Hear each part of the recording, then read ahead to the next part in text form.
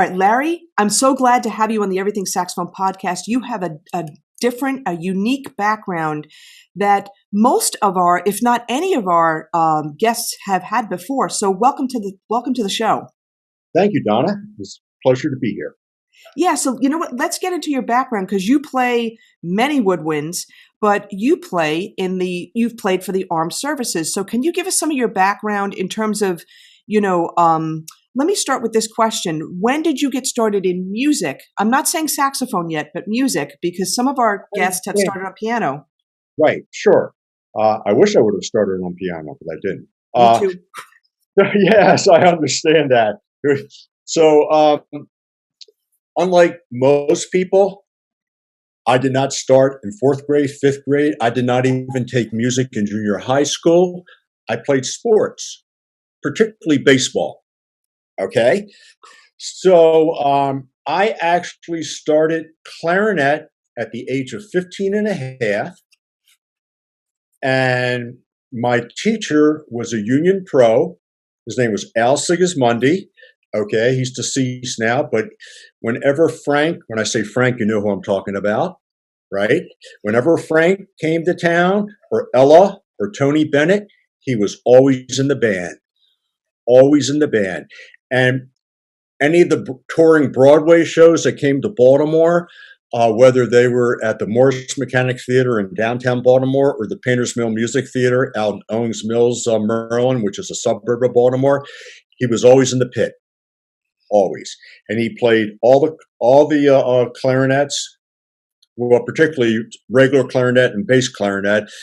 He played alto, tenor, and bari, and he begrudgingly picked up flute sometime along the way so he could play the flute parts too. Yeah. So I started 15 and a half, the summer between 9th and 10th grade. And at the end of the summer, he says to me, "Did you sign up for band?" I said, "No," because when they had sign-ups, I wasn't even taking lessons from you.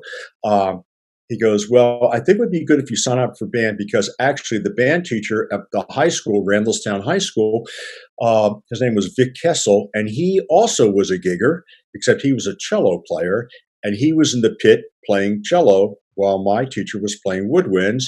And Vic both of them sometimes sub with the Baltimore Symphony on an as-needed basis." So I did that, and I liked playing clarinet, and I'll tell you how it came about. I actually liked the clarinet, and I liked the trumpet, and I liked Benny, I liked Artie, and I liked Pete Fountain. I liked Louis, and actually, don't shoot me, but I liked Harry James at the time. Oh, okay? That's great! I love Harry James. Yeah. Yeah. Okay. So I'm at the music store, and the proprietor says, "Well, which do you want to take, clarinet lessons or trumpet lessons?" I said, "I really don't know because I like them both. I love them both." So I took a quarter out of my pocket and I flipped it, heads clarinet, tails trumpet. It came up heads. I said, "I guess I'm doing clarinet." I did not even do 2 out of 3. I just did it one time. It came up clarinet, and that's the way it was. And then I did that for about 2 years. The summer between 11th and 12th grade, I was like 17 and a half. He said, "Okay, now we're going to start saxophone because you can't do anything in the real world just playing clarinet unless you're going to be in the symphony." And I had no interest. People are going to shoot me, but I had no interest in classical music at that time. I didn't even know what it was really. So I was listening to jazz, and I particularly wanted to take music lessons because I wanted to play jazz. I was not interested in playing in the high school band or a military band or what have you. I was just interested in learning how to play jazz. My first hero was Johnny Hodges on saxophone. Yeah, Johnny Hodges. And in Baltimore, there was a radio program on WBAL radio. It's called The Harley Show. And this guy Harley owned a chain of sandwich shops, submarine shops, okay? He was a big jazz fan. And his theme song was Duke Ellington's Things Ain't What They Used to Be. And of course, I featured Johnny Hodges on the sax solo, on the alto side. He was said, music out of Baltimore, as on the Langer theme. Things ain't what they used to be, and they never will be again, is what he used to say. I'm sure he's long deceased, I'm sure. But he played, of course, he played the music mostly of the era that he grew up in. So you heard a lot of swing and a lot of Dixieland, really didn't get into playing Charlie Parker or Dizzy or even Chet Baker or any of that stuff. He was mostly, it was Bix and Harry and Benny and Artie, Jimmy Lunsford. I remember him. You know who Jimmy Lunsford? Yes. He was a black big band. Yeah, I played Jimmy Lunsford, Count Basie with Lester Young.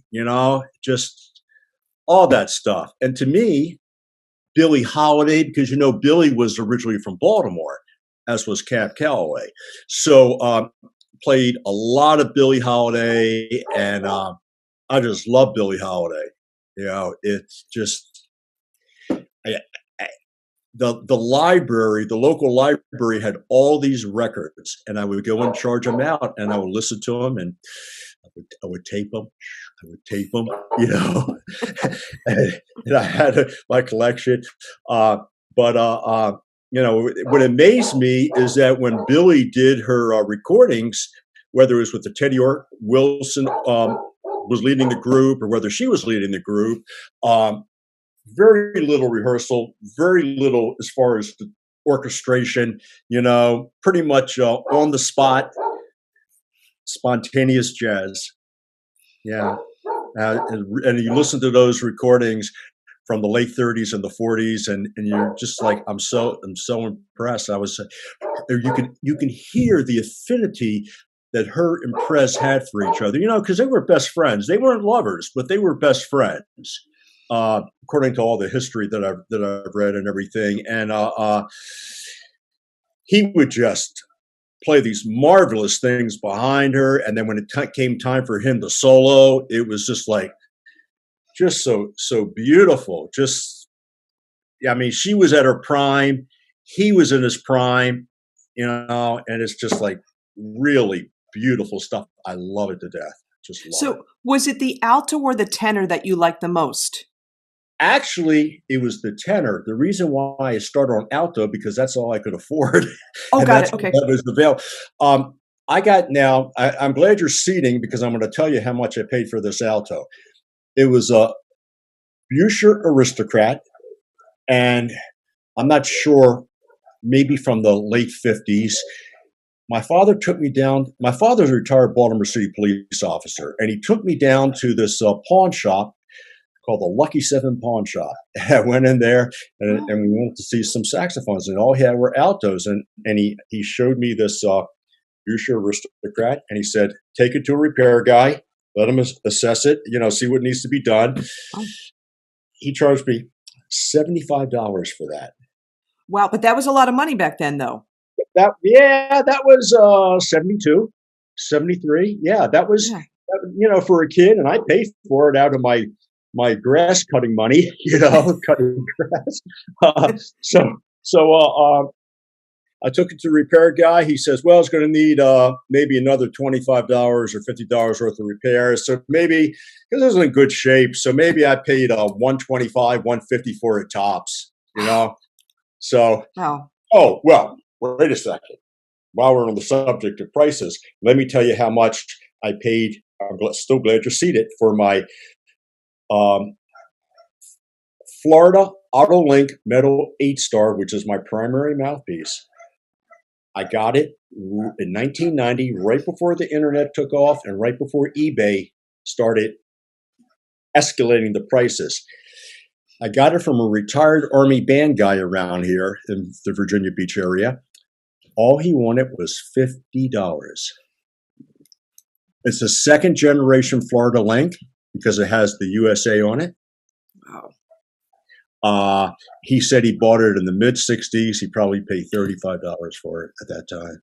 Wow. Wow. And I was only happy to give him the $50, So And what do you think that mouthpiece is worth now? Oh, I know what it's worth because I see what they're going for on eBay. 800 800. at Yeah. least. Wow. Yeah, yeah. Wow. And That's and, awesome. and my Selmer Mark Six.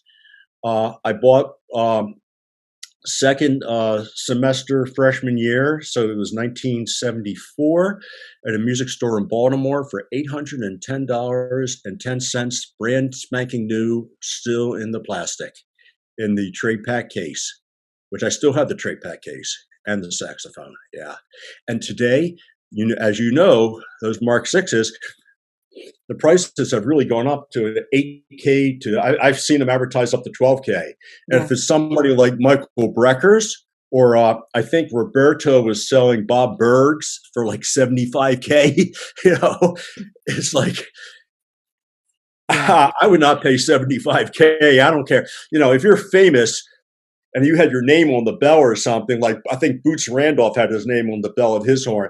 And, if somebody gets Boots's horn, they're going to pay more for it than if they get my horn because I'm not famous. I'm just another, schmo, No, no, no, not necessarily. No. But here's the thing though. So you started off on alto, clarinet, you went to alto, and then Right. as you're playing, you went to school, you did get in the band, you realized your love was jazz. So when did you decide, did you go to a music school? Did you go right Yes. into the Army? What happened No, from no, there? no, no. No, I went to music school. I went to a place called Towson State University. Now it's just called Towson University. We used to call it Hank Levy University. Okay. You don't know who Hank Levy was, do you? No, I don't. He was a jazz band director. He had an association with the Kenton Orchestra. He played with the Kenton Band in the early 50s. He was the guy that was writing all these time charts, 7/4, 5/4, 11/8, 10/8, and all that for Kenton, for Don Ellis, and for Maynard Ferguson and Lynn Viviano when he had his band. Yeah. So Okay. we very rarely played anything straight ahead swing. And you know what? When I first started, I was saying, this is pretty good. This is all original stuff. But after a while, it starts getting a little old, and I'm not playing any Count Basie, and I'm not playing any Duke Ellington. And, I had a friend of mine in the Army who went to Duquesne and up in Pittsburgh, and he was playing Fat Jones, Mel Lewis charts, and he was playing Basie and Ellington, and he wasn't just playing the Kenton type stuff. Not that there's anything wrong with Stan, because I did go to the Stan Kenton Jazz Clinics 2 summers in a row, and I learned a lot. As a matter of fact, my first band director was Lou Marini Okay. of the Saturday Night Live fame, and then later Blues Brothers. And then the second year, it was, I think his name was Jim Widener. He was a bass player. Got it. Okay. So did you graduate from Towson? Yes, I did. Okay. All right. So then, well, let me ask you this question now, and we usually ask this later, but Lou Marini, right? So I don't want to say who, what was the biggest thing that you got out of college that, may have shaped you later on? Well, the one thing is that I didn't learn as much, I hate to say this, but I didn't learn as much from the teachers as I learned from the quote unquote older guys who were there, because it was the tail end of Vietnam. Vietnam was basically over, and we had a lot of several people who were in service bands who had just gotten out of the service. There was an Army band up at Aberdeen, Maryland, and some of those guys were down at Towson taking courses and playing in the jazz ensemble. And in my sax section, we had two guys who were both in Army bands during the Vietnam era, the lead alto player and one of the bari players, because his sax section was different. One alto, two tenors, and two baris, because that's what the Kenton band was doing. That's what Hank was for. Yeah. So learn more from those two guys than probably some of the teachers there. Yeah. Interesting. And I'm going to make an assumption that because these guys were returning from the Army and stuff like that, you They were- also you learned a lot about the Army, and you learned about, military and stuff like that. And that may have influenced your A decision later little, on. a little bit, but not that much. We had some Interesting. other people that were in the Navy, that were prior Navy, that were there also, and Interesting. we had a former Marine, and later we had a former guy that was in the Air Force band. And not all these guys were in the DC bands. As a matter of fact, only the guy in the Air Force band, I think, was in the DC band. But the rest of them were just in regional bands or field bands. But boy, these guys, well, I was 18, typical college age. These guys were in 29, 30, 31, 32, 33, 34 years old. But boy, they could play. Boy, they could play. And basically, they're saying, well, we may not play jazz every day, but we have the horn up to our mouths every day. And we're putting air through the horn every day. So eventually, you do it enough, you get better.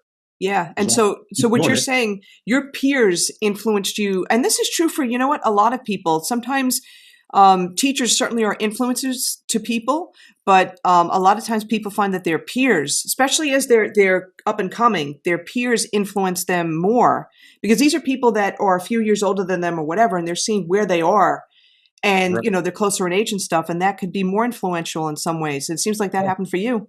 Yeah. So basically, also, I think it was the summer between. I think it was the summer between senior year 1 and senior year 2. I was on the 5-year plan. Oh, I was the okay, college. 5-year Okay, yeah. plan. Yeah. so, as a lot of music majors are. So, I actually went down to University of Maryland, Baltimore County, and they had a summer jazz band where they were playing more traditional big band music. So playing Basie and even some Glenn Miller and some other things. And the guest artist was Ron Deal.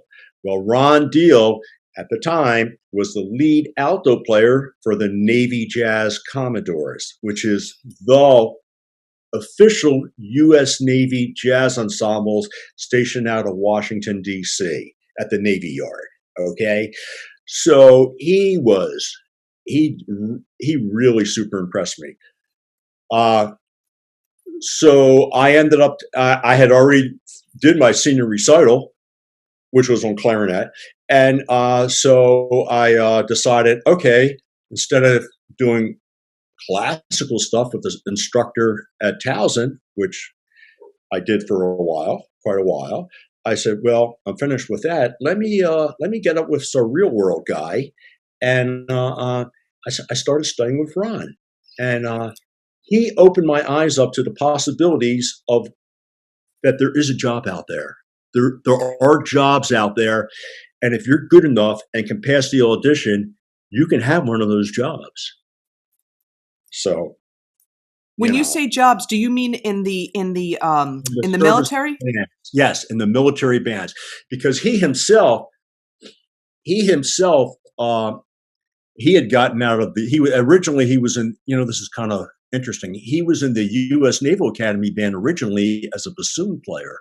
Oh. And then he also played out. And then I don't even know if he still plays bassoon, but he had gotten out for a while, or maybe it was before he was in the Navy. Anyway, he told me he worked Vegas when Vegas was still Vegas, when the bands were going full time out there. But he said that while he liked the music, he did not like being propositioned when he got off work by the working girls. Oh, God. Okay. He wanted a different atmosphere. Gotcha. Okay. I'm trying to keep it as clean and PC and I'm not a very PC person either. I got to tell you that. But I'm trying to keep it as clean as possible for your younger listeners that might be listening. And they may have to go ask, Mom, what's a working girl? I mean, my sister works at the library or McDonald's. Is that a working girl? And we will leave it at that. It's much appreciated. Cool. So, right. Okay. Right. Awesome. So he did not like being propositioned by those females, and so he came back to Baltimore and area, and he got hooked up with the Navy again, and eventually, when they formed the Commodores as a full-time orchestra, he was selected to be lead alto. And he was lead alto for a long time. Played a silver Selmer Mark VI. It was beautiful. Oh wow, that sounds really nice. Oh This my is gosh. about this is about 66, 67 when he was a young guy, and he was in that band. And I heard that band play many times, many times. And as much as the Airman and Note are also good, I'm going to just say, and this is before I was in the Navy, I think that the Commodores they just swing, they just really swing, and they have good soloists, and their ensemble is not that the Airmen and Note don't, but it's just something about the Commodores. Whether it's because I'm prejudiced because I knew Ronnie Deal and he was in the Navy band, or I was in the Navy band and not the Air Force band, but it's just like it feels like like it could have been Count Basie or somebody, especially when they're playing music of that era. They didn't always play music of that era, that they play more contemporary stuff too. But there was always excitement. There was always excitement with that band. And it wasn't like, oh, yeah, we're just going through the motions. Oh, let me see. I see what you're saying. They were more energetic. They were more into it. You felt the energy. I felt the energy. Yes, I really felt it. And that was something that we really stressed in the Navy band. Navy bands are loud. I'll tell you that right now. Navy bands can be loud, and but there's energy there. I've heard the U.S. Air Force band across the river at Langley Air Force Base.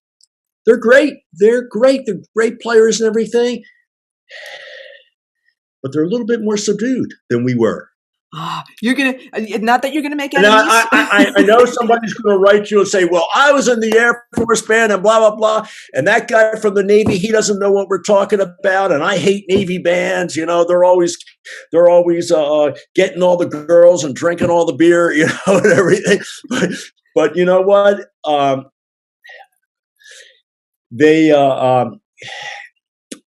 did a great show over at a church here in Virginia Beach. They were doing a nostalgia show, and they sounded great. They did. And they had a trumpet player with them who was from out your way, I guess. He was in the World Band at Disneyland. Okay. Or what's the one out your way? Is Disneyland or Disney World? Disney World's down in Orlando. I was stationed there. Yeah. And he was also in the Glenn Miller Orchestra. And this guy, now, not the Glenn Miller Orchestra when Glenn was alive, but the current Glenn Miller Orchestra. This guy played Harry James something blues. It was a long piece. He played it totally by memory. This guy, now he's out of the Air Force now. I said, why did you, I used to be friends with him on Facebook. And I said, why did you get out? He said, well, I was just thinking about doing something else. But I'll tell you one thing, when I was watching that Air Force band play, I had never seen so many older 40s E4s. That's like a corporal or a specialist in the Army or a third-class petty officer in the Navy. No, in the Navy and the Army and the Marines, you're not going to be a 40-year-old E4. It just doesn't. And then the Air Force promotes a little slow. And the Navy promotes slow. The two best promoting are the Army and the Marines, to be honest with you. Well, you know what? Let's back this up a little bit, because you're going to be using some terminology that some of us civilians may not know. So you know what I want to do? I want to take like a left turn here for a second. And when did you decide to join the Navy? And what was your decision to join the Navy? And I'm really curious about, as a musician, this is my own real important question, I guess, for me. We join military, right? You have to go through a boot camp experience for X amount of weeks. But do you have time to play? I mean, what happens to your embouchure? Not a boot camp.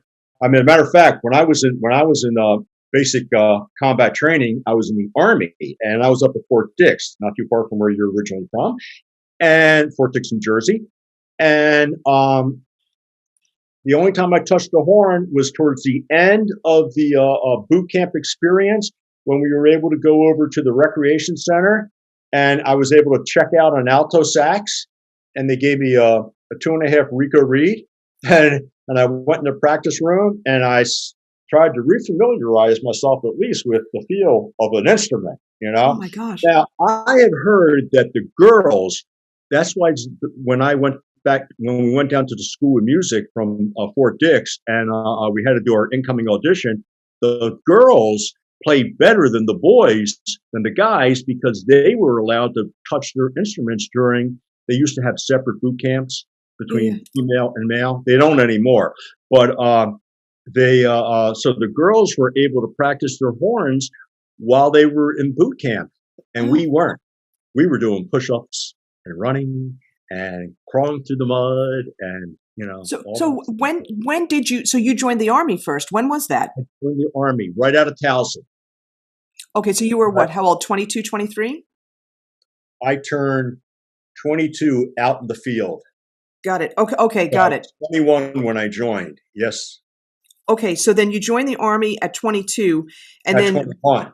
21. All right, but Yeah. then here's the thing. So then you had this boot camp experience. How long was boot camp?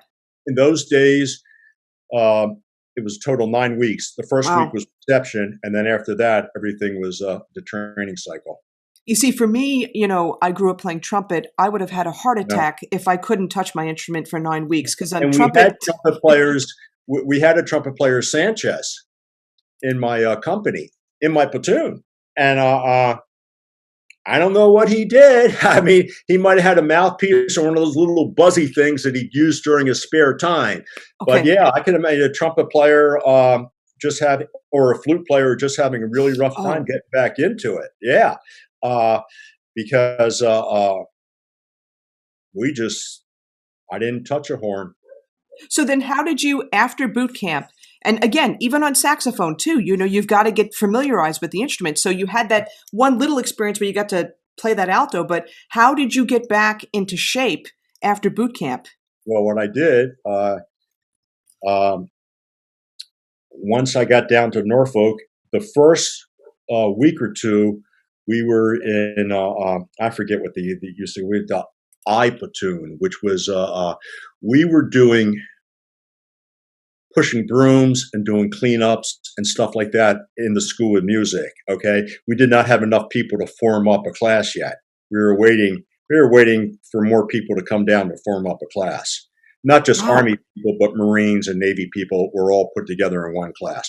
So on the weekend, I got in my car. Well, on the weekend, I took a bus home to Baltimore, and I got my tenor, I got my clarinet, got my reeds, went back down, and then at night, while we weren't pushing brooms, I was in the practice room practicing, trying to get my chops back into shape. Okay. Yeah. And then even when I took the incoming audition, I mean, my chops were still not, I wasn't there, where I was supposed to, I mean, it was a decent incoming audition for a guy that hadn't played for 9 weeks, Oh, so you just answered my question. Hold on. I thought, and this is my own, well, it may be different now, but I thought I guess you sign up, but I thought you would take the audition right away and then go to boot camp. I did. But when you get to the School of Music, you need to take 3 more auditions. See that I didn't know that. Okay, can you talk about that then? That's interesting. Okay. You have an incoming audition, which says, okay, this guy is a 255 player out of a possible 4.0. Okay, then you have what they used to call the F1. I don't know what F stands for, but it was your first audition after 3 months. And then towards the end of 6 months, you had your F2, which was your outgoing audition. And that was where you got your final score. And as a basic course student, you needed a minimum of a 2.7 to graduate. Okay, so because, I scored higher than, I'm just going to tell you, I scored higher than the 2.7. So, substantially higher. So, and what was interesting is I always always scored higher on what was my minor at the time, which was tenor sax, than I did on clarinet. I could just read better on sax. I just read better, you know? I don't know. I just do. And my score on saxophone was always higher. And so when I was in the Navy, I actually, when I went back to one of the advanced courses, what I did, this was slick. This was really slick. I let my clarinet chops slide because I did not want to be a clarinet major anymore. Because the guys that were doing clarinet majors, the only time you got to play in some of the really neat ensembles was if they needed an extra sax, or other than that, you're playing marches and you're playing in concert band. And I'm in the concert band, sitting first chair clarinet. Okay, that's fine, but I want to play saxophone too, and I want to play in the dance band. They used to call them dance bands, but jazz ensemble. I want to do that too. So I did get a chance to do that, but I want to be thought of as a saxophone major who just happens to play clarinet fairly well. So I let my clarinet chops slide, and I played a much better incoming audition on tenor sax when I went to the advanced class. Okay. So I said to the woodwind supervisor, I said, chief, that's a rank in the Navy. He was a chief, not an Indian chief, but a chief. Okay. Right. So I said to him, hey, chief, I would really like to change my major to tenor sax as opposed to clarinet. Do you have a problem with that? He goes, I don't have a problem with that at all. Okay, so let me ask you this question. So then so I'm just trying to get my bearings here. So you're in music school, you're talking about right now, right? After boot camp, you had your auditions at incoming, then 3 months, then 6 months. Right. You had to score. And I was a clarinet major at that time in the Army. They made me be a clarinet major because when I auditioned, when I auditioned for the Army, it was at Fort Meade, Maryland. And at the First Army Band there, and the warrant officer, he was kind of rude. He said to me, he goes, put that away, pointing to my tenor sax, and let me hear that, pointing to my clarinet. He would not even let me play tenor. Wouldn't even let me play it. I had to play clarinet. So I played clarinet, and I, passed that audition. I did well, and they brought me in as a clarinet major. But where I went, they needed extra saxes. So I ended up playing sax in the big band and the top 40 band and a little combo, and I actually have more sax background than the saxophone majors because of playing in Hank's band and studying with Ronnie Deal, Got it. Okay, so then how long is music school? Music school right now, then it was 6 months for all services, all three, Army, Navy, and Marines. Now it's 10 weeks for the Army and 6 months for the Navy and Marines still. That's interesting. The Army has divorced themselves from the Navy and Marines as far as their curriculum. They have their own curriculum. They are on a really big thing to recruit. Most of their players are college grads now. And they're thinking, okay, these people, they can already play their scales. They already have no music theory. So we're not going to be teaching music theory. We're not going to ask them to play their scales. We're going to show them what Army bands do and teach them how to function in Army bands. And Army bands right now, like the Navy was, and I think still is, was very small group oriented. The Dixieland bands, combos, big bands, which are only 17 players, but they're doing rock bands, they're doing country bands. Even during the war, Afghanistan, Iraq, they were even putting out for the younger troops, they were even putting out some heavy metal groups. Got it. So okay. they really, so they really were more like on the cutting edge with that. The Navy is still doing concert band, and the Army is too, but the Navy is doing concert band, but they're doing what they call parade band, which means that you're playing John Philip Sousa or whatever, marching in a parade. They are doing a ceremonial band, which is like a marching band or parade band, except you're standing still. Okay, and you're playing for a ceremony.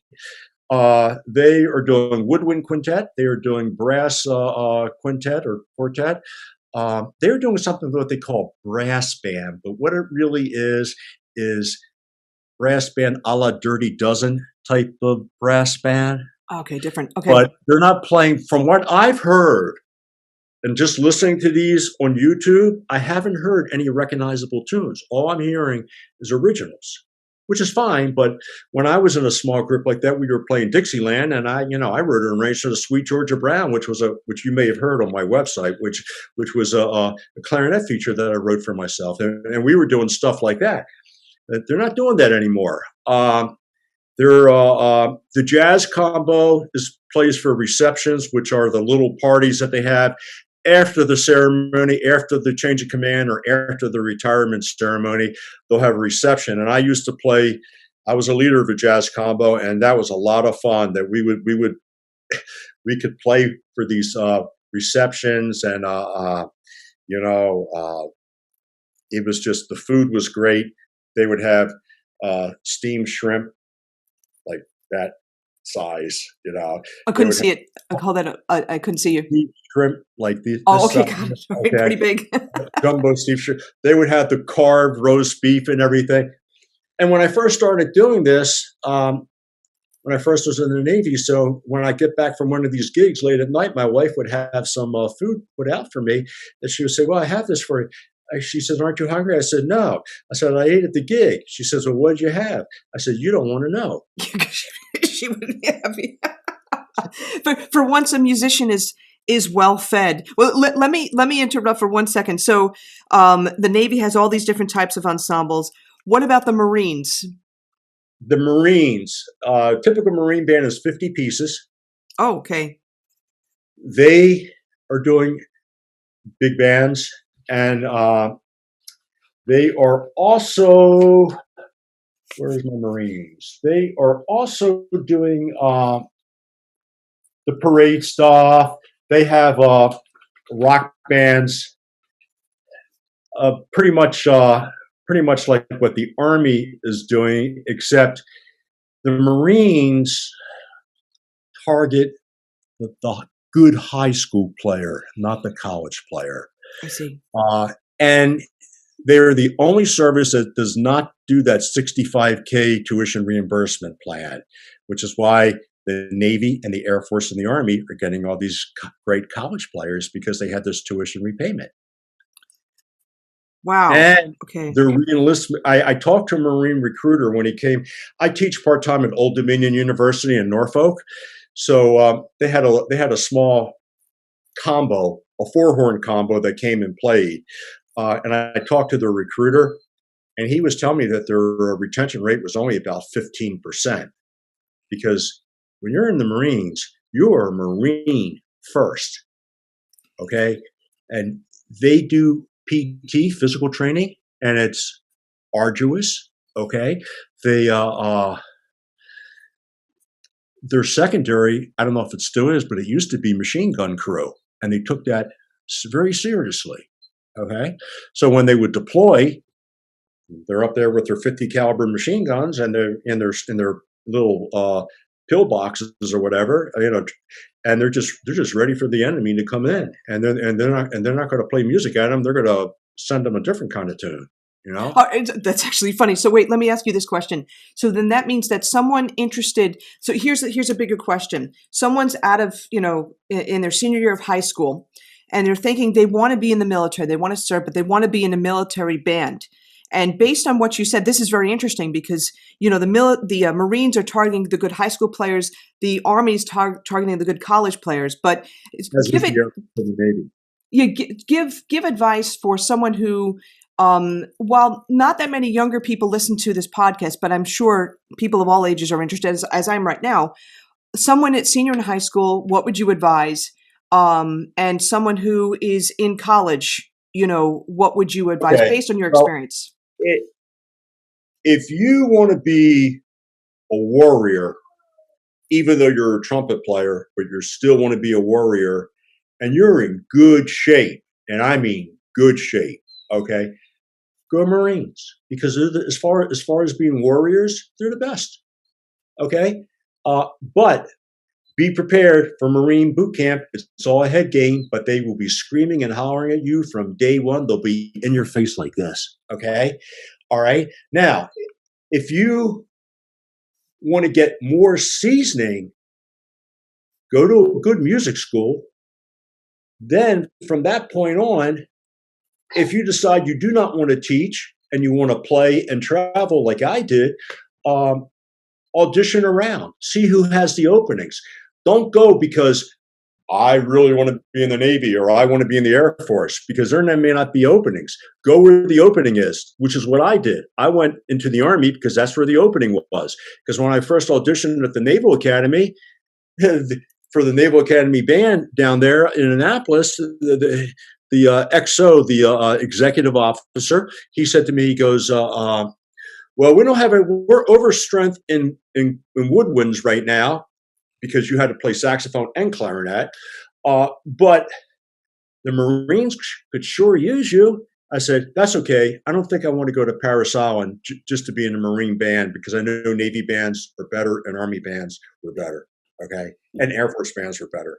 Okay. And that's my humble opinion. There's going to be somebody out there that's going to dispute that. But really, the audition was different. Okay. But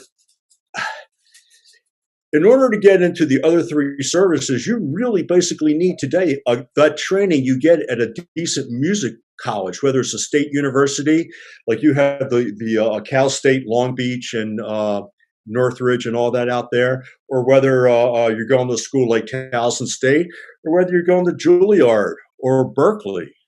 But you need, go ahead.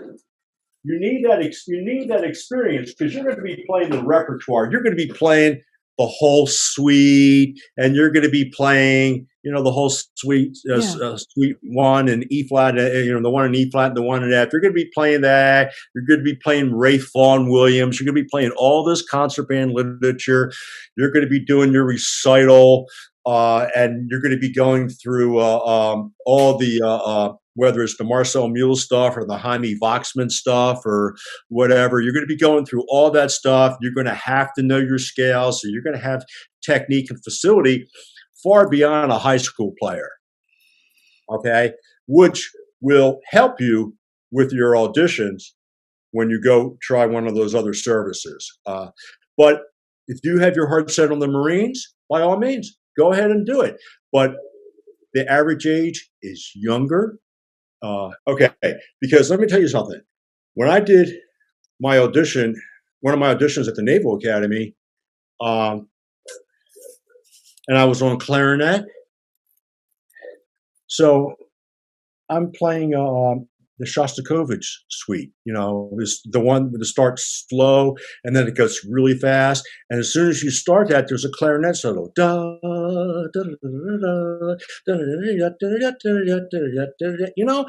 And I'm sight reading that, but I'm not sight reading it because I played it before.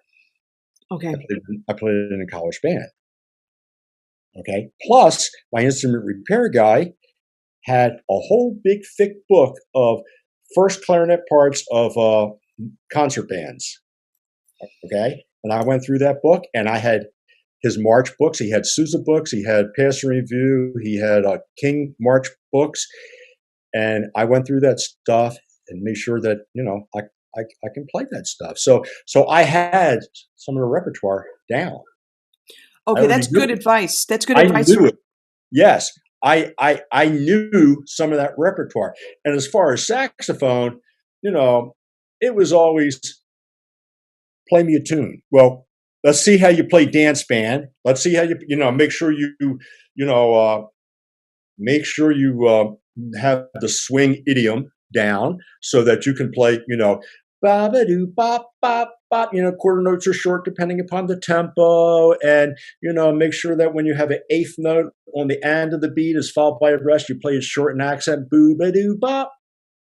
You got to know all that stuff. You got to know all that stuff. You got to be able to demonstrate that stuff. Then after did that, you might have to play some more marches on saxophone, and then they may give you a concert band piece to play on saxophone, and then they're going to say, "Okay, play me a tune." They used to. So, at various times, because I auditioned for the Navy 4 times. Once out of college when there were no openings, and then once I got out of the Army, I did a couple other auditions. But the thing is that the recruiters were trying to, can I say screw? They were trying to screw me over. Do you have to edit that? No, that's fine. Okay. So they were trying to. I was an NCO in the Army as the E5 sergeant, and they were trying to. The Navy recruiters were trying to knock me down to E3 seaman and send me to their boot camp. Well, Navy boot camp basically is not nearly as physical as the Army. Okay, and you're reading manuals, and you're taking multiple guest tests. Interesting. Where in the Army, you didn't read anything. It was, this is how it's done. Show me how it's done. Okay, let's run some more. Oh, you didn't do that right. Give me 25 push-ups. It was all about that. So the last time I auditioned, there was never a question of not passing the audition. It was a question of the recruiters trying to knock me down to E nothing and send me to Navy boot camp. And the last time I auditioned down there, the XO, his name was John Flock, and he was kind of a legend in the Navy music program. He was a piano player and an arranger. And he said, "I've seen your name come across my desk 3 or 4 times already. What's the story?" I said, "Well, the story is, sir, is that your recruiters keep trying to knock me down to E nothing. And I was an NCO in the Army, and I'm not going to be an E nothing and go through Navy boot camp if I've already went through Army combat training, because the Army's a lot more physical. It's a lot more, just rigorous. You're not taking multiple guest tests. You're showing them how things are done. When they say, well, how does your rifle work? Well, there's a station where you go into and you take your M16 apart, and then you have, I think it was 2 minutes to put it back together." Right. So it's more show. Yeah. It's more show me how this is done. Do it. So what did he say to that? He said, "Let me make a phone call." So he did. And he called the detailer. The detailer is the person who decides where you're going to go. And he says, "Okay, I have a woodwind player here who plays sax, tenor sax, and clarinet. Just passed the audition and blah, blah. He would like to come in, but can we bring him in at his former pay grade, which was E5? They were short, especially clarinets. They were short clarinet. So they said, "Yes, we can bring him in, but we have to bring him in as a clarinet major. Can he do that?" He says, "Yes, he can do. He could be a clarinet major out in the fleet, no problem." Okay. But it's like, okay, so I was able to come back into my former pay grade had to come back as a clarinet major, saxophone minor. But like I said, once I was in, and I went back to the School of Music for the intermediate course, I pretty much bombed the clarinet audition on purpose just so that I could shine on saxophone. So I asked, could I be a saxophone major instead of a clarinet major? He said, "Sure, you can be a saxophone major." Now, let me ask you this question. I didn't realize, it almost sounds like it's, as long as there's an opening, it's easy to switch from one branch of the military to another in terms of the bands. Yes, you can. As long as you can pass the audition. And if I knew a guy who was a clarinet major in the West Point band, Army, and then he came down to Washington, D.C. and was in the U.S. Navy band as a clarinet major in their concert band. Yeah. There are people doing that all the time, going back and forth between the Navy, the Air Force, the Army, just wow, I didn't know wherever that. they can find. If they're trying to find a better job and they have a need for that particular instrument, then yeah, you can do that. All right, let me ask this question. Let me ask this question. Hold on one second. So let's say you're switching back and forth between different branches of the military. But here's the question I have, though. What if, we are close to, we have to, I don't want to say war, okay, but what if we need more troops overseas? Do the musicians in these bands, do they get called up equally? In the Marines, I would assume so based on what you said. But in the other 3 branches, are y'all called up, equally where you may have to fight, or are you still serving in the bands? In the Army, if you are in a division band attached to either an infantry division, armor division, or artillery division, you go where the division goes. So if you're in the band, you're probably going to be doing perimeter guard. That means wherever the headquarters is, you're going to be guarding the perimeter where they have the concertina wires set up and everything, and you'll probably set it up, and you're gonna be guarding that.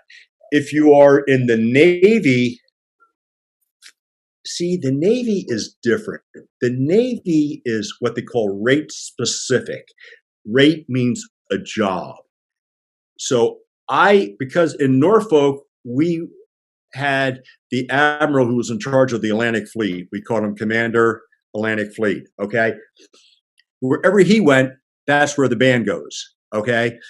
But by and large, the Norfolk band did not deploy to Afghanistan or Iraq. Okay. The 7th Fleet Band out of Yokosuka, Japan, they did some concerts for the troops, I think in Bahrain. So when these guys were back on their rotation before they went back out to the field, they may have heard that particular Navy band. But they were not in Iraq or Afghanistan like the Marine bands and the Army division bands were, okay? The Air Force, they're not going to be in combat. They may be where the air base is in Saudi Arabia or out of combat theater. But I have never heard of anything of any Air Force band being near the front lines. I just haven't. I haven't heard anything about that. Okay, because that's what I was thinking. I mean, like when we were, in war in Iraq and also Afghanistan, so no musicians unless they were in the Marines, possibly, or an Army division band. Or Army division band. But if you're not in an Army division band, you could. You're in a headquarters band, and you're probably not going to like the band that is in Brooklyn. There's an Army band in Brooklyn, and I think it's called Fort Howard. Okay. Is this right? They weren't they were not sent over there, but the 82nd Airborne Division Band and the 101st Airborne Division Band and the 4th Infantry Division Band, they were there. Okay. So this is also another decision maker as well, too, because, yes, it is. So if you were going into the Army, it would behoove you to find out where the openings are. Do I really want to be in a division band, or do I want to be in what we used to call an AG band? I don't know if they call it an Adjutant General's band anymore, but a headquarters band. Like at Fort Meade, 1st Army Band, they were like a headquarters band. They were not deployed, okay? So you need to find out where the openings are for your instrument. Do I really want to be in a division band during a war? If it's not wartime, all right, be in a division band. It's a little bit more physical. You may go out to the field for war games, field problems, but when you're young, 21, 22, I mean, it's fun. I mean, when I was out in the field, I was a kid, and it was to me, it was a lot of fun. It was like being in Boy Scouts, but with M16s. Okay. More firepower for sure. So yeah, it's more firepower.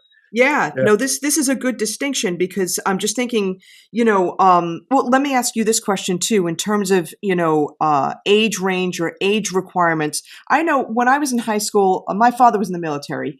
He started in the Army, and then he actually went over to the Coast Guard, and he served as a reservist for many, many years. And I was actually thinking about going to military bands, but there were a couple of things. I didn't really want to go to war. That was the first thing. But the other thing too, my vision was awful. I was blind as a bat. So I have two questions with regard to this. Is there still, I don't think so, but back then I think there was a restriction with people in terms of glasses, and I'm talking like 80s, late 80s. Right. And the other thing would be age requirements. Is there an age limit for, I'm thinking of the 3 other branches where, you may not go to war. So could you talk about those two things? Yes. So for right now, the Navy and the Air Force, it's up to age 39. It used to be much younger, but because of the war, or say wars, and they needed more people, they upped the age so they can get some of these people that wanted to serve, but basically may not have wanted to been in the theater of operations where the bullets are flying, But they still want to be patriotic, and they want to serve their country one way or the other, And hey, what better way to do it than being in a band, So yes, the Navy is 18 to 39. Air Force is 18 to 39. Army, I believe, is 18 to 35. And Marines it used to be 17 with the parents' permission, but let's just say 18 to, I don't think it's much past 32. I mean, their boot camp is so physical. That's why they get these high school people, because they want people that are in really good shape. But they don't want to have this guy that's 32 years old coming in that's, out of shape. And, he may have been able to. The Marines have what's called an IST, which is an incoming a strength test. Yes. And, okay, so for men, regardless of age, 3 pull-ups or 34 push-ups. And I mean good push-ups, not push-ups where your back end looks like the Brooklyn Bridge or something, It's just a straight perpendicular to the floor. Okay, 1.5 mile run, 13:30 is the slowest you can do it, and 44 crunches, what we used to call sit-ups, but bent leg. Okay, females, 1 pull-up or 15 push-ups. I don't know if they have a modified female push-up. They used to in the Navy and the Army. They used to have a modified female push-up. I don't know if the Marines do. 1.5 mile run in 15 minutes, so they can run it a little bit slower. So before they even join, their recruiter is saying, you need to pass this. You can't pass this. We're not taking you. Plus, they need to meet their weight requirements and their BMI, body mass index. Got it. Okay, that makes sense. Yeah. So they're going to tape measure you, your neck and your waist, and they're going to weigh you, and they're going to see if you can do this stuff. If you can't, you need to practice so you can do it if you want to be a Marine. Got it. And it's not the same for Army, Air Force, or Navy. You don't have those prerequisites. There was no incoming physical fitness PT requirement. They weigh you and body tape you. So you have to be within the weight for your age and your height. Okay.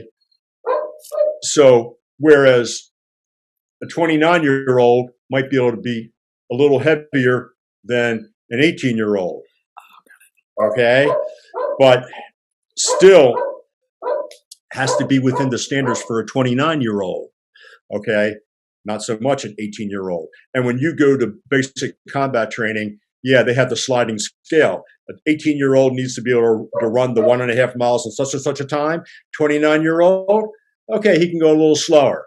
He still has to pass his time for his age group, but he can go a little slower. He can do a little bit fewer push-ups or crunches, But I'll tell you what, though, by the time you take your final PT test, and you're in the Army, I mean, you're knocking out 50 push-ups like it's nothing.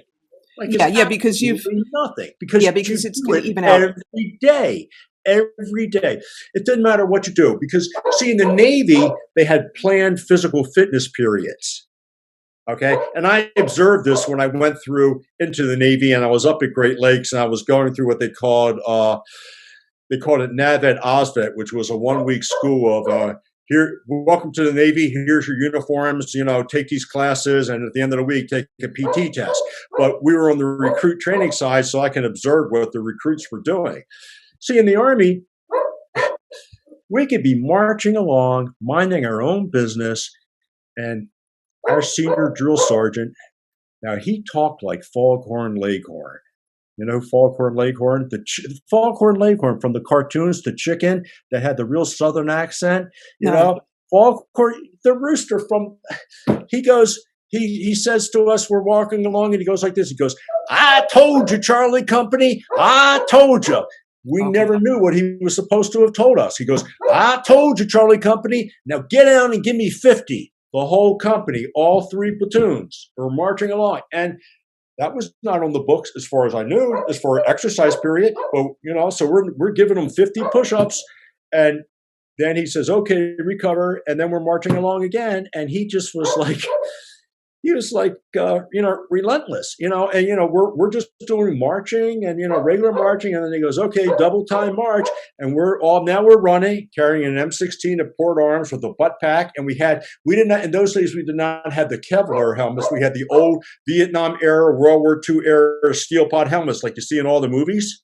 Yeah. So we were wearing that, which that might have weighed a pound or so, and we're just running along, keeping our weapons like this. And, then he's, singing the cadence songs, and then we have to do the call and response with him in cadence, It's like, just like what you might have seen in some movies, the movies are not totally inaccurate, but Yeah. So let me ask you. Let me try to get this. Let me get this a little bit more focused in this terms of, like for people that are listening to this. We were talking about like requirements and stuff like that, fitness requirements and that kind of thing. And the Marines are definitely more hardcore, so to speak. they are, not definitely. They Okay. are. All right. But now the question about glasses, though, I know back in the day, it Okay, was more glasses. of a problem. You can wear glasses as long as, I don't know what the standard is, but I thought you might have had to be correctable to like 2030, possibly 2020. But I knew some guys when I was in the Army that were blind as bats without glasses, but they wore glasses and they were able to go out to the rifle range and qualify. Okay. So, all right. So then were there changes in those rules, since back then? Possibly. Okay. Okay. That's the thing. The rules are always changing. That's what you got. The rules are always changing. And you need to talk to either the band liaison or a band recruiter and find out what the current rules are. I mean, I'm pretty much up on what the current rules are for everything except vision. You caught me on that one. Yeah, no pun intended. I saw it. No, but Yeah. but what I was gonna, yeah. So the thing that I guess I want to ask also is, like someone who's listening right now, they're trying to decide, which way to go. It sounds like so far it's a mini recap. If they really want the Marines, if they're a warrior, right? They're going to go for the Marines. They're, right out of high school, maybe a year or so out, whatever. They're young enough, they can handle it. But Right. if there's someone who, I think I want to go to music school first or college first. Good idea. With a music, minor Either or whatever the case. education or performance. Right. One of the two, because you're still going to have, even as an ed major, you're going to have lessons. And my clarinet teacher was in the Baltimore Symphony, and I did 30 minutes a week with him. Right. So for the other branches, you would be going to college, but you do want the music emphasis. Although Right. when you do get into the other three branches, you're still going to those music schools for various, the amounts of time that you mentioned before, because, Except the Air Force. The Air Force does not participate in the Armed Forces School of Music because their audition standards are a little higher, and they really target people out of good music schools. Just music schools that have a good reputation, whether it's Iowa State or the Frost School of Music. I had a friend of mine, a guitar player that did go to Miami and was a graduate of the Frost School of Music. And so he got in the Navy, no problem. Okay, got it. So then, yeah. So let me ask you this question though. So, people, they're going to college, then they're going to consider those three other branches. But, you had mentioned before how, some of the branches, the Marine, I forget which one it was, the branch that does not reimburse you for, if you want to. That's the Marines. They were not doing the tuition repayment. The Navy, the Army, and the Air Force are doing tuition repayment up to $65K. Now that's though after you've gone to college already, you're served You've your gone to college, right?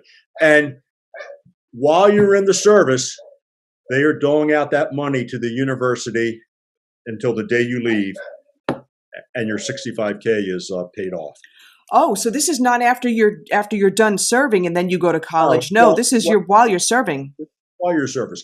Plus, depending upon your instrument and the branch, you may get an enlistment bonus if you play the right instrument that they need at that time. Talk So about that a on little top, bit. Yeah. yes. So let's say that the Navy really wants clarinet players, which they will always need legit clarinet players. Not us saxophone guys who also play clarinet, but legit clarinet players. So at one time, they could give you let's say a $12,000 enlistment bonus. You want to sign to be a clarinet major? Not only will we sign, but we will give you a check for $12K right now. Okay, to entice you to come in. Now I'm using that as an example. They may not do that. I know at one point the Army was doing that. Okay. And I don't know if the Air Force was or was not, but it just depends. If you are a hot bassoon player, that's an instrument that is not as common, and finding a good bassoon player to come into the military, they may throw some money at that person to try to entice them to come in, or an oboe player. And I must tell you that as of maybe 7 to 8 years ago, the Navy, unlike when I was in, the Navy no longer requires you to double. So if you are a clarinet player, you play clarinet. You do not play saxophone. And if you're a saxophone player, you do not have to also audition either on clarinet or flute. You just play saxophone. When I came in, I had to do both. I had to do saxophone and clarinet because that was the requirement. Okay. So, because at one point in time, the Navy had these 17-piece bands, which they called unit bands. And a unit band was kind of like a big band, but 5 saxes, 4 trumpets, 4 trombones, rhythm section. But the sax players, some of them play clarinet, some of them play flute, so we could play marches or concert music with a very small ensemble. Okay. And maybe the electric bass player had to play tuba. They gotten rid of that too. But it used to be a requirement. If you played tuba, you had to play electric bass. If you played electric bass, you had to learn tuba. They don't do that anymore. But that in unit band years, that's what those people did. One of the trombone players would play euphonium. Okay, that's easy. Yeah, that's easy though. That's an easy double. That's an easy double, but some of these sax players that have to play clarinet, they never played it before in their lives, and they go to the school of music and they only get 6 months to learn how to play clarinet. That's a hard transition. That really is. I was able to do it because I started on clarinet.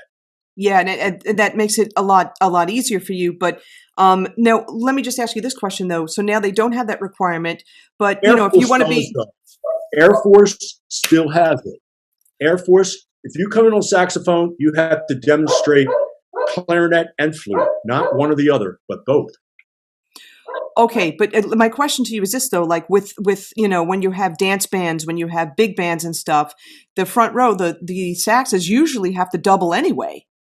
Yes, they do. However, if those guys cannot do it, they will just pick music that they don't have to do it. Okay, all right, that's the difference. That's the difference. That's the difference because you see. Yes, we used to play this guy, John Fluck, who auditioned me. He wrote this arrangement. It was called The Miller Years, which, it was all about Glenn Miller. And at one point, the tune At Last? At Last. Okay. At one point, when I was playing the Barry sax chair, now I'm playing lead clarinet over the saxes. Right. Okay. And because my friends that were playing saxophone were not as into the older style as I was, because I played with these, when I was between services, I played with this band in Baltimore, the Big Miller Big Band, and I was 25, and the other guys are my age now, and these guys that play with Glenn Miller under Buddy DeFranco, Harry James, Lionel Hampton, Cy Zitner. I mean, I was playing with guys that play with it, play this stuff. So I'm teaching my fellow sax players. I'm saying, okay, now we're doing this Glenn Miller style. You've got to use vibrato and don't overblow me, because I have the lead, not the first alto. I have the lead. So you need to listen to my vibrato and you need to blend with me to make it sound like Glenn Miller. And I heard the tape, and we did it. They did it.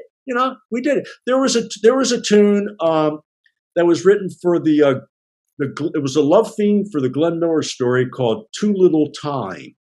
And it's a trombone feature. And by the way, Bill Watrous did it on the original recording, the trombone solo. But with the running woodwind parts, Henry Mancini wrote that arrangement. And Henry Mancini was in Glenn Miller's Army Air Force Band during World War II. He was deployed with the Glenn Miller Band.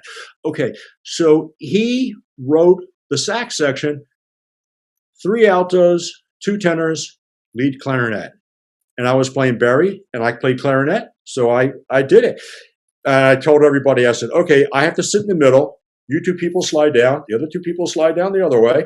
And listen to my vibrato. Listen to what I do. And, of course, because they might have learned the French school vibrato. So I said, oh, we're not doing as fast as that. Listen to what I'm doing. Okay? And match that. And they were able to do it. These are good musicians. They were able to do it. It just wasn't their favorite thing to do. You get my drift. It wasn't their favorite thing to do. They'd rather be playing Bob Mitzer than Bob Crosby or Glenn Miller, But right. We were playing for a dance down at the shore here in Norfolk. And I told the leader, I said, we need to do these tunes because these people want to dance. They don't want a concert. They want to dance. And by the way, to keep it really commercial, hate to tell you this, fellas, but you need to do at least one polka, because people that are in the ballroom dancing, they like to dance the polka, at least one. And hate to say this too, but we need to do the electric slide. Okay. Everyone wants that. Because these people like the line dance. Because I've played jobs at this place with civilian bands, and I noticed these things. And I remember one time we went there and played with a Navy band, and it was bash, bang, boom. It was like no dance music. Everything was like a concert. Everything was high and loud and screaming, MF, Maynard Ferguson, type style. And no, that's not, okay, yeah, that's cool, but that's not what they wanted. They wanted to dance. Well, let me ask you this question. So, as people are, again, pondering, which branch they want to be in, whatever, and you're talking, a lot of the things that you've done, recollections, that kind of things, the stuff music that you've played, bands today, okay, they're going to be playing for the general public in various ways and stuff like that. You do have to have a command of all styles, I would think. Yeah, you do, and that's part of the audition. Okay, can you talk about the audition? Can you talk about the audition process while we have a little bit of time left here? Yes. Oh God, really going here. Okay, Navy. I'm going to go through them.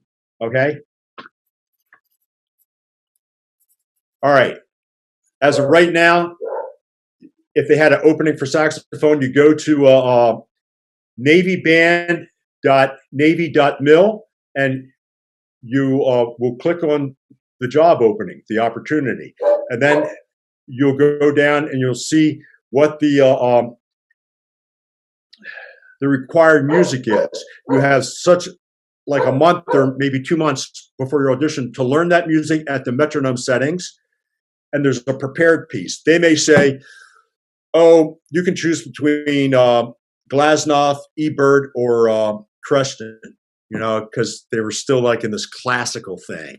Got it. Okay. Then is sight reading. Now, I just talked to the Navy audition supervisor, and he says, as of this late summer, early fall, they're looking for more commercial type players. They're going to change the audition to reflect commercial music. They'll still have some classical music, and you still have to play a couple marches, a 6/8 and a cut time march, but it'll be more commercial. So it'll be more big band, combo, maybe a rock band with horns type thing. Okay? Okay, cool. All right. So let's move on. Before you move on, can you say that website again that people, because I was going to ask you a question, where can people find these kind of requirements? www.navyband.navy.mil. Then you click on, at the top, Fleet Band Opportunities. And next, click on the job opportunities. And then you will see what openings there are and what the required music is for the audition. Okay? Awesome. Cool. All right. Okay, So then now, that's a Navy. on top of that, there's going to be plenty of sight reading. So if you can't read, you need to be able to read just as much as you need to be in physical shape. Got it. Okay. And also, the way it's going back to is the audition is at where the Navy Music Program is located in Millington, Tennessee. So you must provide your own transportation and your own lodging in Millington when you audition. Okay?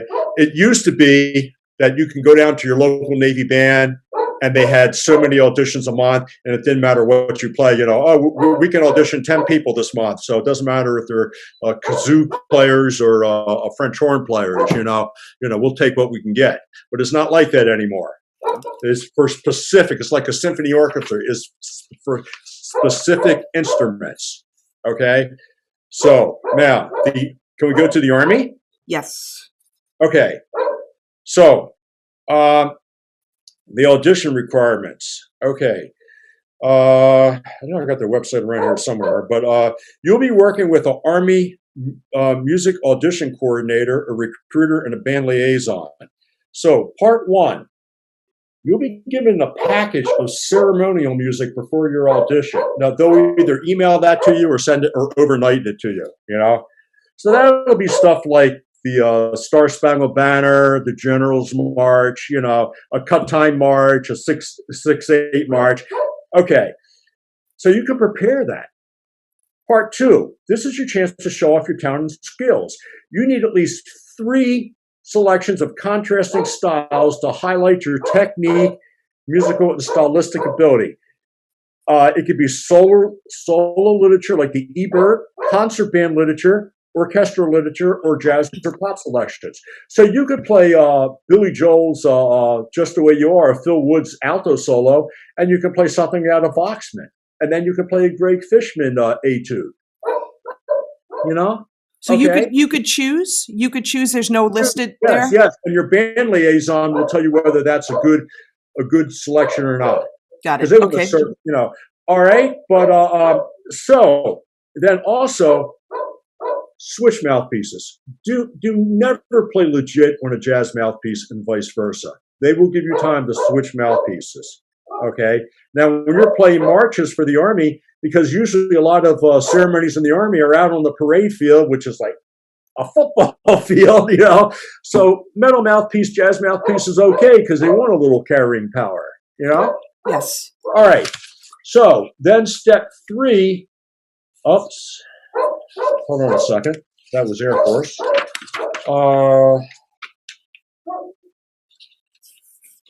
Okay. Then you can demonstrate anything else that you do.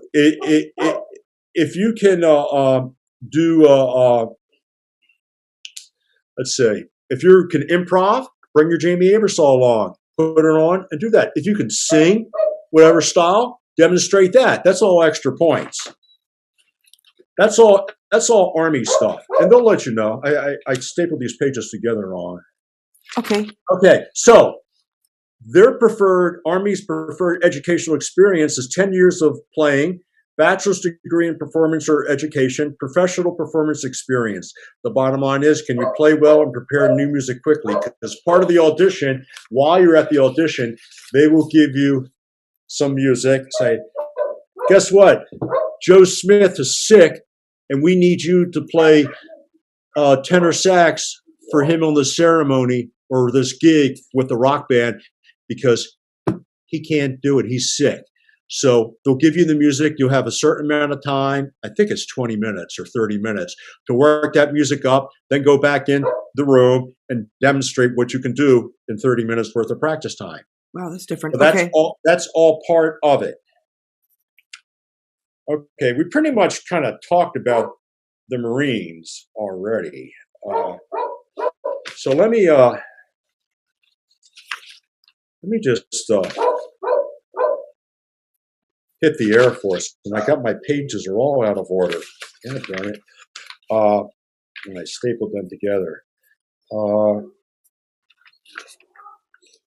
Well, the Air Force Band is basically doing the same kind of stuff that the Army is doing, except the thing is, as far as ensembles, the thing is that you will have to demonstrate saxophone. You may have to demonstrate tenor and alto. You're going to have to demonstrate a certain level of clarinet. You're going to have to demonstrate a certain level of flute. For some Air Force bands, they may also want you to play soprano. So pity the poor college kid that has to have in possession a clarinet, a flute, an alto, a tenor, and a soprano. How can I afford? Now, and some of their audition music is kind of on the hard side. Yeah, you know? yeah. And you definitely, when you go into the audition with the Air Force, they will put you in concert band. They will put you in jazz ensemble. They will put you in a saxophone quartet or whatever, woodwind quintet, just to see how well you blend with those guys, whether you can do it or not. This guy that I know at the Langley Air Force Band, that's the audition coordinator, they had an opening for tenor sax in that band at Langley Air Force. 10 guys auditioned, 10 guys failed. And the reason why they failed, he told me, was because their jazz chops were great. But when they came to concert band, they did not switch mouthpieces to whatever, to a C-star or whatever, to show that they can blend in concert band and play at a softer level and blend in with the bassoon or the clarinets or what have you. They didn't do that. They were just trying to blow through concert band music on their Jody Jazz. You know? Got it. Okay. So that big tip about about mouthpieces. Game. Yeah, you gotta play both sides of the game. So today you do. When I auditioned, you didn't, because basically the Navy really didn't care too much about classical music for saxophone unless you're going in the Navy band in Washington, D.C. Then you have to demonstrate all that. But out in the fleet, God, we hardly ever did anything like that. You know, and if you can play clarinet at all, it didn't matter how good of a sax player you were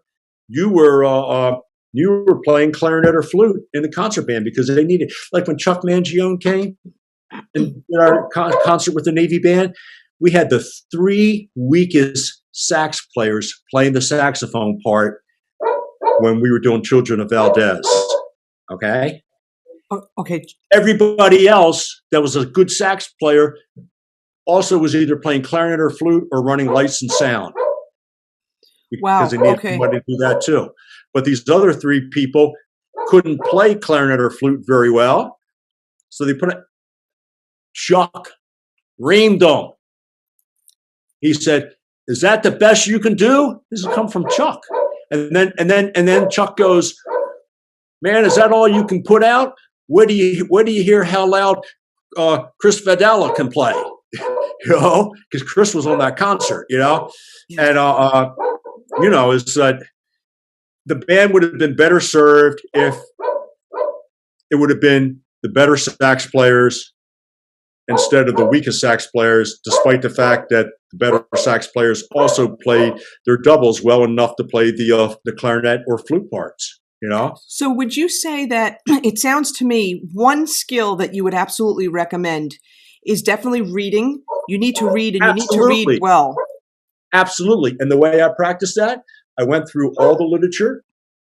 I got my Berkeley books because I have Joe Viola's Berkeley book, and he has his book that let's see, it is the volume, I think it was volume 3, where he has the rhythmic studies, and there's these like little rhythmic duets, and each part is independent of each other, and I would practice those. And on the other page, you had on page 1 was it in 4/4, and then cut time. So it was written 4/4 and then cut time, or it was written 4/4 and then it was written in 12/8. So you had to be able to look at it in 12/8, and you had to look at it in 4/4.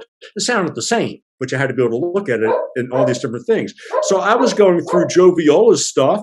I was going through the harder Lenny Niehaus stuff and just sight reading it. And the thing is, when you're sight reading, do not stop. If you stop on an audition, it's the kiss of death. At least in the Navy and the Army, it is. It's the kiss of death. You do not want to, and the Air Force too, you do not want to stop. It's the kiss of death. You'll fail. Okay? It's better to make a mistake, keep the time, go ahead. If you can't play every note in the run, don't worry about it. Just play something in time. Okay? And just keep going on. Okay? Do not stop. Do not stop. You just, because when you're on a real job, if you were playing with the, doing a job with the Sammy Nestico Orchestra there in Hollywood, I mean, you're not going to stop and say, okay, let's go back to letter B and let's try that again. Yeah, no, you got to keep the time for sure. It doesn't work that way, man. It just is so on the audition. So, okay. So here's how I did that. So, I always have my prepared piece ready to go. All right. I practiced sight reading. So I got the Fillmore March book, the Pass Review March book, some Sousa marches. Sax players get the first alto on the tenor sax book. The tenor sax book is usually easier because it's with the low brass, like the third trombone. The first clarinet parts can be very difficult. Some marches to go over are American's We, the Klaxon, the Footlifter, King Cotton, Semper Fidelis, Liberty Bell. I had parts to the first suite in E-flat by Holst, Festival Overture by Shostakovich, Overture to Candide, which is hard, really hard. Folk Song Suite by Ralph Vaughan Williams. I went over them and made sure I can play all the solos and exposed parts. I practiced my improvisation with my Ebersols. I had the tune I was going to play really down. I practiced sight reading. This is common skill with all the auditions. Start at the beginning without stopping. Make a mistake. Keep going. Do not lose the tempo or go out of time. Now you're finished. Go back. Clean up your mistakes. Read the music again and move on to the next piece. For saxophone, some great books. I used the Technique of the Saxophone Rhythm Studies by Joe Viola. Section 1 has great rhythmic reading experiences. They are in duet form, so play both parts. Section 2 uses music in simple and compound meters. They start out as short pieces and gradually get longer and harder. Section 3 are the double time exercise. Section 4 are etudes in various meters and styles. I also practiced, like I said, out of Lenny Niehaus Jazz Conception, etudes, and duet books. And today I would use the Greg Fishman studies. And for a legit, you can go through some Fairling etudes and Jaime Voxman studies and just try to read them. Just read them. Make a mistake, keep going. That's how I did it. That's how I did it. Great. No, listen, Larry, you've shared so much information. I think this is, really important too for people that are auditioning. And some of the things I learned, I didn't realize that, for the 3 branches, especially, you don't have to just be out of high school. You could be out of college. They prefer that. They prefer that. Well, every service but the Marines prefers that. Right, that's what I'm saying. So they prefer that. So you're already getting your music background. But, the one question that I did want to ask too, and we didn't get a chance to really answer it too, in terms of getting your chops back, you're going through some boot camps and stuff like that. Do you have any tips for people who are thinking about this and, they're going through any one of those 4 branches of the military? Any tips aside from like what you kind of mentioned before, but any tips for people trying to get their chops back? How does that work? Well, how it works, if you were in the Army or the Marines or the Navy and you're at the School of Music, you will be given, it used to be you had to do 10 units a week. A unit was an hour or 45 minutes, okay, of IP or individual practice. Okay. I was doing 20, I was doing like 17 to 20 hours a week, just practicing. And you will be taking a lesson with your teacher, the first one, probably not going to go so well. But he's going to understand that, and you need to get serious and get in the practice studios and practice your butt off. And you're in ensembles, and in one ensemble, you may be playing tenor. In another ensemble, you may be playing second tenor, or you may be in concert band, you may be playing third clarinet one week and first clarinet the next week. So, they move you around. Okay. So you just got to practice. If you're in the Air Force, which does not participate in the School of Music, you just need to get in the practice room and you just need to practice. And they will give you time to do that. And then they'll start throwing you in with the groups, That's what I was going to ask. So you do get a certain amount of time after boot camp to be able to start getting your chops up, because I know as a brass player, you can't just all of a sudden, I could practice 10 hours. You can't do that. You got to slowly develop. Yes. Yeah. And they know that because they got trumpet players on staff that are, they're good trumpet players. These guys are good. Yeah, they understand that. So, but by the first audition, you got to play a certain standard. So you got to make sure you can meet that standard. And if you can't meet that standard, they'll put you on probation. Which I never was on probation, but that's good to know. Yeah, I never was on probation, but I knew people that were on probation, and they could not make it. So if you get kicked out of the School of Music, they will send you needs of the service wherever they need you. If they need you to be a cook, they're going to send you to be a cook. If they need you to be a bosun's mate in the Navy, they're going to send you out to some destroyer to be a bosun's mate. Okay, but could they? So let's say you're on probation, then you failed that next audition. Could those people get back in? Could they audition again at some point? Yes. They'll give you a certain amount of time while you're on probation to get your chops up. Then they'll re-audition you and say, "Okay, you make it. Okay, now let's get serious." Okay, got it. Stop going over to Jimmy's. Jimmy's is the bowling alley and bar across the street from the School of Music. They say, stop going over to Jimmy's so much and get in the practice room, Yeah, So, I'm just thinking about people that have embouchure problems or this or that or whatever, or that, that 10 weeks off the horn really had an effect, where they couldn't pass that first audition and they were being serious, but they couldn't pass. They needed the extra time. As a matter of fact, the Marines have another school you go to before you go to the School of Music after boot camp.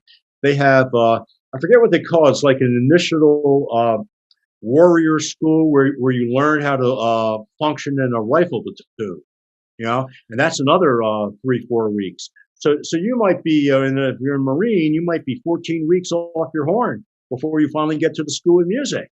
And if you're a trumpet player, that's hard. Unless while you're in boot camp, they say, okay, you're a trumpet player, so you're going to do all the bugle calls for us because you're in our company and you're going to get up early and you're going to play reveille. I don't know if that actually happens. That didn't happen in the Army. The reveille was a tape recording, which you heard through the loudspeaker. Oh, wow. And I'm surprised about that. I would have thought it would have been a live bugler. I'm surprised. Yeah. Well, at boot camp, it was not. But when we go out and do ceremonies, it is a live bugler. We have guys in the band that they're assigned to be duty bugler for the whole week, which means any military funerals they have to go out and play taps for. They have to be able to play a certain number of bugle calls by heart. Adjutant's call, General's March, Admiral's March. They have to be able to play. Trying to remember what else. There's these other calls that they have to be able to play, and so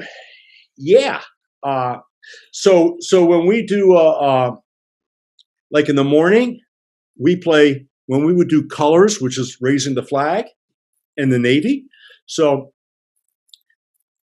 yes, we play a march before the Star Spangled Banner. We play the Star Spangled Banner. The Marines run the flag up the flagpole. And then we play Carry On. Carry On.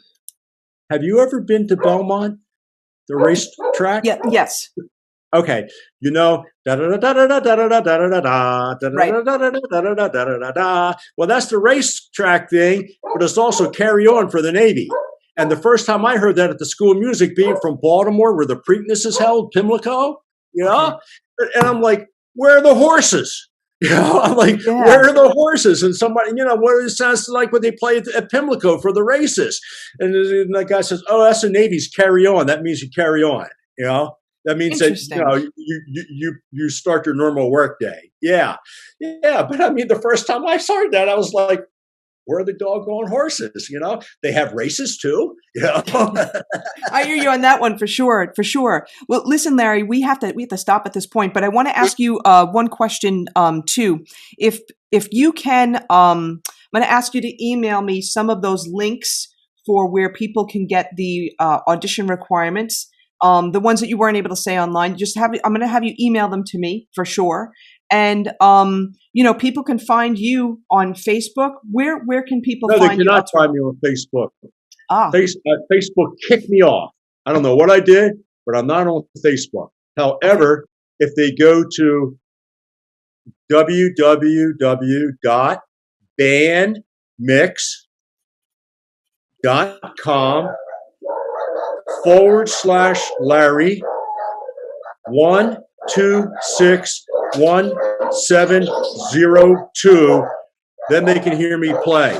If they want to audition me. If they want to email me, it's L Weintraub, WEIN as in Nancy, T as in Tom, RAUB1, the number one at Cox.net. The number great. one, not the word one, but the number. Okay. Great. You want to say that back to me so I make sure we get it right?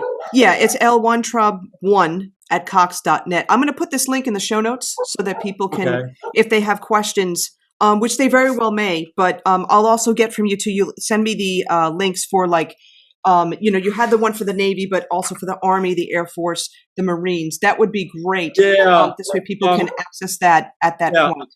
I will. And I could just send it to the emails. Like I get emails from you about your podcast. I could just send it to that email. Yes. Okay. All right. Well, I hope thank you so. Yeah. Okay. Thank you so much, Larry. I'll say one thing before we finish. If you're a college guy and you want to play as opposed to teach, and you want to travel, the military is a great way to do it because Uncle Sam pays for your travel. I mean, when we went on tour, I went to Africa with the Navy show band. We traveled Navy Air. We didn't pay for anything. And they give us per diem to stay in Africa. We were staying in 5-star international hotels because they don't have like Holiday Inns and Ramada Inns there. There's either a really great international hotel or it's nothing. All right. Trinidad, Tobago. I was down there. Ireland, really nice. Halifax, Nova Scotia. Every place between Key West, Florida to New York City for Fleet Week. Remember Fleet Week in New York? And other activities, like when Clinton came to New York, it wasn't Fleet Week, but we had to play for him. And of course, the last Fleet Week we did, I got to tell you this. Boy, we stayed in these really crummy accommodations. Cole Porter's piano was there. It was the Waldorf Astoria at 48th and Park. Great. I mean, somebody had to do, now, of course, we didn't have a great suite. We just had double rooms, me and a roommate, but, we weren't staying in the presidential suite or anything. But the U.S. government took out almost at least half of the hotel for the Norfolk band and the various bands from the Washington, D.C. band that came up for that particular Fleet Week. And we were playing all over town. When I was in the Army, because I was stationed in Colorado Springs, we traveled all over Colorado, which is a huge state. I've been over to Continental Divide. I've been down to Durango. I went up to Cheyenne, Wyoming for the Frontier Days Rodeo, which is the World Series of Cowboy Punchers. Did a high school tours, recruiting tours up in North Dakota and Minnesota. And the best gig yet, one of the best gigs, we went from 1981 to 1940. We went to Iowa and played at Clarinda, Iowa, which is Glenn Miller's hometown, which every year they had the Glenn Miller Festival in Clarinda, Iowa. And my Army band, we did a dance band thing, and we were the featured band for that, and that was really cool. That Because sounds so awesome. Yeah, that's Clarendon looked like it hadn't changed much since 1940. And down the street from the motel we stayed at was an A&W root beer stand, complete with car hops, but not on roller skates. And it was so cool. That sounds really awesome, Larry. Look, thanks so much, Larry, for being here. We really appreciate you taking the time. Thank you very much, Donna. It's been a real pleasure talking to you. Finally getting a chance to meet you, although it's virtual, but hey, that's the way I teach these days. Thank you.